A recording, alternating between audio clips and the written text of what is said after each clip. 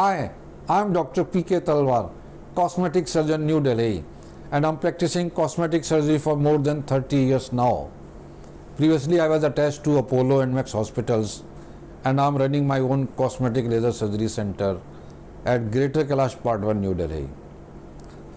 आज जो मैं आपसे वीडियो और इमेजेस शेयर करने जा रहा हूँ वो एक पेशेंट का सैडल नोज डिफॉर्मिटी, जो कि उसकी नाक जो बहुत ही ज़्यादा चपटी है, और आप अगर उसकी फ़ोटो देखेंगे तो आपको समझ में आएगा कि उसको उस बच्चे को कितनी हीन भावना होती होगी अपनी इस नाक के कारण। और उसने यही चीज़ मुझसे शेयर भी करी थी कि भाई मुझे इसमें के कारण काफ़ी हीन भावना होती है, और काफ़ी परेशान भी था। और किसी ने फिर उसको हमारे बारे में बताया, वो इधर आया है।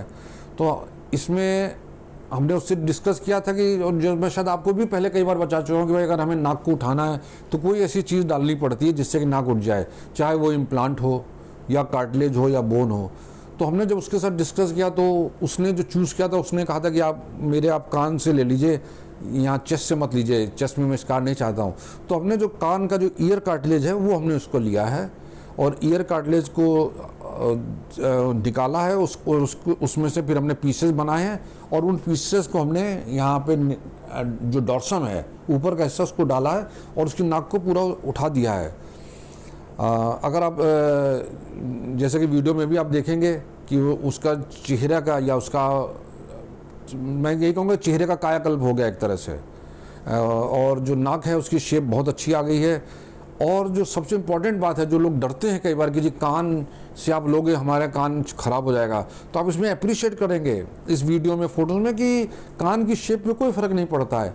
क्योंकि हम लोग कान से जो कार्टिलेज लेते हैं इस तरह से लेते हैं कि उसकी शेप में कोई फ़र्क नहीं पड़ता है, पहली बात। और दूसरी बात, जो कान से जो कार्टिलेज लिया जा रहा है उसमें स्कार जो कान के पीछे आता है वो दिखता ही नहीं किसी को।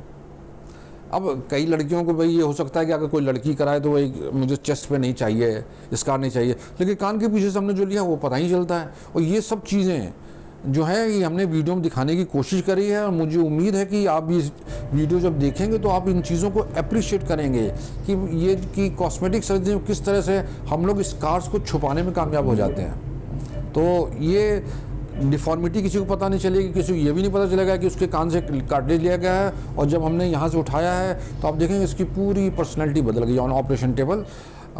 पेशेंट को हमने 2 दिन बाद पैकिंग भी निकाल दी है, और पेशेंट काफ़ी खुश है। ऑपरेशन टेबल पे जो हमने उसको वो किया था, मिरर दिखाया था, क्योंकि हमने लोकल एनेस्थीसिया में किया था उसको, और वो ऑपरेशन टेबल में देख के बहुत खुश हो गया था। मतलब हमें दुआएं दे रहा था, कह रहा था सब बहुत अच्छा है, यही मैं सोच के आया था, और मुझे वही उसी तरह की नाक मिल गई है।